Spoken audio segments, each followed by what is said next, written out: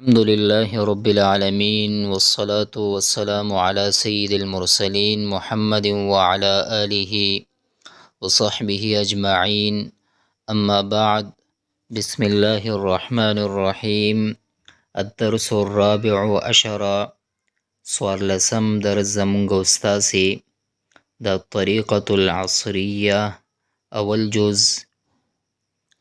پدې کې مونږ به دغه قاعدې وایو چې اول نمبر پدې کې قاعده انتما چې دا تثنیه مخاطب ضمیر دی، مذکر او مؤنث دواړو دپاره دغه استعمالیږي چې دلته وایي مخاطب کی ضمیر ہے، مذکر اور مؤنث دونوں کے لیے استعمال ہوتی ہے، یعنی دواړو دپاره دغه استعمالیږي. لکه مثالونه تاسو وګورئ، که یو نو مونږ به داسې ویلی و چې انت طالب، ته طالبې، نو انتما دا تثنیه ده، نو مذکر دپاره استعمالیږي، نو طالبانې، انتما طالبانې، تاسې دواړه طالبان یئ.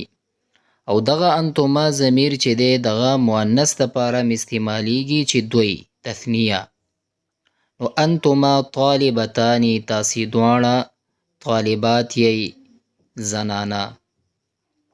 نو الته که واحد تاسو خیال کړي نو انت راتلو مذکر دپاره او مؤنث دپاره انتې راتلو. او په دې کې دویم چې دی هما به استعمالیږي. هما چې دی دا تثنیه غایب ضمیر دی، مذکر او مؤنث دا دواړو دپاره استعمالیږي. لکه داسې چې هما طالبانې، هغه دواړه طالبان دي، هغه دواړه طالبان دي. هما طالبتانې، هغه دواړه طالبات دي، یعنی زنانه. نو هما دغه دواړو ته استعمالیږي او انتما هم دواړو دپاره استعمالیږي.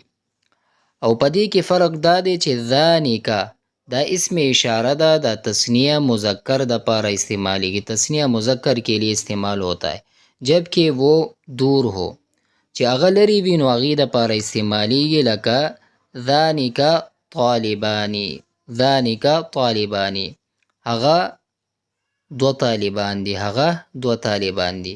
نو دا اسم اشاره ده او تثنیه مذکر دپاره استعمالیږي چې هغه لرې وي. نو ذالکه، ذانکه دا تثنیه ده. هغه بیا تلک او بیا تانکه، اسم تانکه اسم اشاره ذالکه هلته جمع لراتلو، دلته ما وی واحد نه.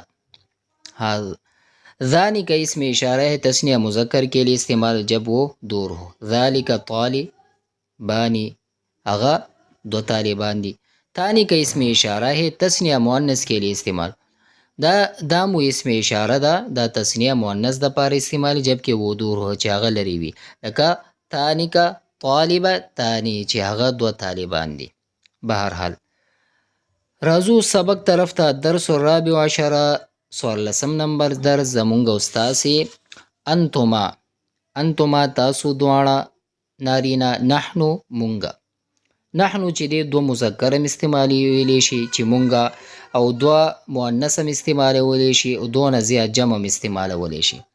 انت ولد تالکی، و انت ولد او تالکی، انتما ولدانی، تاسې دواړه هلکان یئ. انت طالب، ته طالبې، و انت طالب او ته طالبې، انتما طالبانی، او تاسې دواړه طالبان یئ. انتما رالو تثنیه. من انتما، تاسو دواړه څوک یئ؟ من انتما. نحنو طالبانی، مونږه طالبان یو. اوس چې دوه کسانی تاسو نه تپوس وکړي چې من انتما، تاسو څوک یئ؟ چې تاسو څه کوئ؟ سبق وایي. او نحنو طالبانی، مونږ طالبان یو. من انتما، تاسو دواړه څوک یئ؟ نحنو ولدانی، مونږ دواړه هلکان یو. هو او هما، هو او هما. هو چې دی دا غایب ضمیر دی، دا مذکر دپاره راځي، او هما دا تثنیه ده، دا دو دپاره راځي. لکه مخکې به مثال راځي چې هما طالبانې، هغه دوه طالبان دي. نو عابد طالب، عابد طالب دی، و سعید طالب، او سعید طالب دی. اوس دغه چې یو کس وایي دغه دواړه طالبان دي، نو څنګه به وایي چې هما طالبانې، سعید او عابد چې دي دا دواړه طالبان دي. حامد ولد، حامد چې دی دغه هلک دی، وسالم ولد او سالمم هلک دی. خو اوس دا به څنګه وایو چې دا دواړه هلکان دي؟ نو هما ولدانې، هغه دواړه څه شی دي؟ ولدان دي، هلکان دي.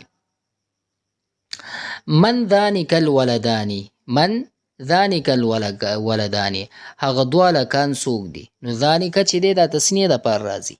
من ذانک الولدانی، هغه دوه هلکان څوک دي؟ ذانکه طالبانی، هغه دوه چې دي هغه طالبان دي. من ذالک الرجلانی، هغه دوه سړي څوک دي؟ هغه دوه سړي څوک دي؟ ذانک محمود و خالد، هغه دوه یعنی یو محمود دی او بل خالد دی. ذانک محمود و خالد، هغه محمود او خالد دي. ښه اوس مخکې انتما نحنو، انتما نحنو، هلته چې و انت یعنی مؤنث کې چې و مخاطب یو و نو انتي مونږ استعمالو، نو دو دپاره انتما. اوس نحنو چې دی دا دو دپاره م استعمالیږي او جمع دپاره م استعمالیږي، مذکر مؤنث ټولو دپاره استعمالیږي. نو اوس دلته انت بنت، ته ماشومه یې، و انت بنت او ته ماشومه یې. اوس چې وی تاسو دواړه ماشومان یئ نو انتما بنتانی، تاسې دواړه ماشومان یئ. انتی طالبه، ته طالبه یې، و انتی طالبه او ته طالبه یې. اوس چې وی تاسو دواړه طالبان یئ نو انتما طالبتانی، تاسې دواړه طالبان یئ. من انتما، تاسو دواړه څوک یئ؟ نحنو بنتانی، مونږ دوه ماشومان یو. نحنو بنتانی، مونږ دوه ماشومان یو. من انتما، تاسو دواړه څوک یئ؟ نحنو طالبتانی، مونږ دوه طالبان یو.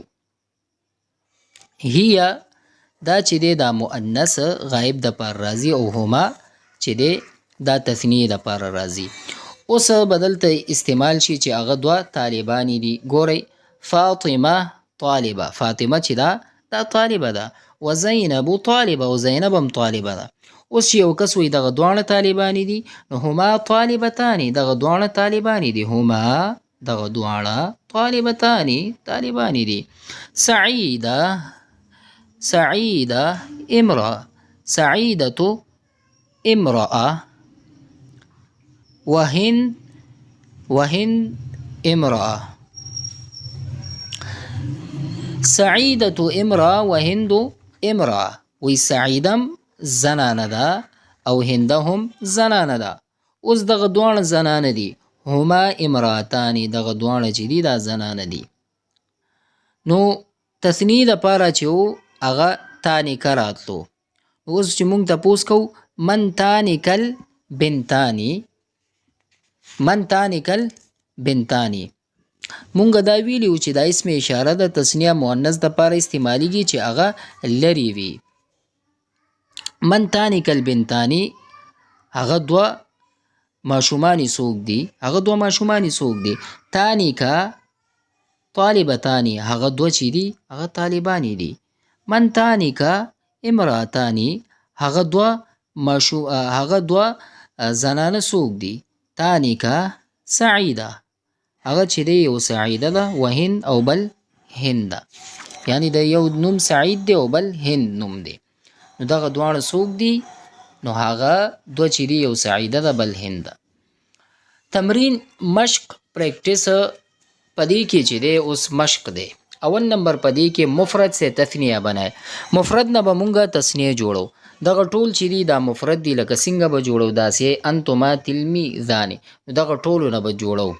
نو انت تلمیذ، ته شاګردی، نو دی اوس تلمیذانې به وایو تثنیه. انتما، نو دلته انتما به راوړو، انته به نه راوړو، صحیح ده. نو انتما تلمیذانی، تاسو دوه شاګردان یې.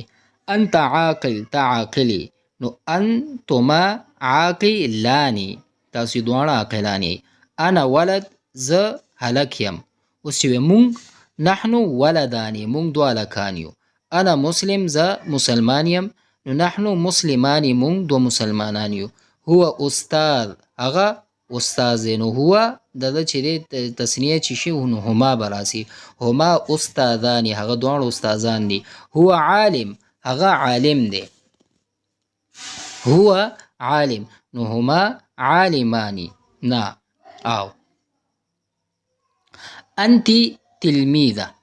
نو اوس چې دی دلته انتې راغلو نو دلته هم امکه انتما به راځي.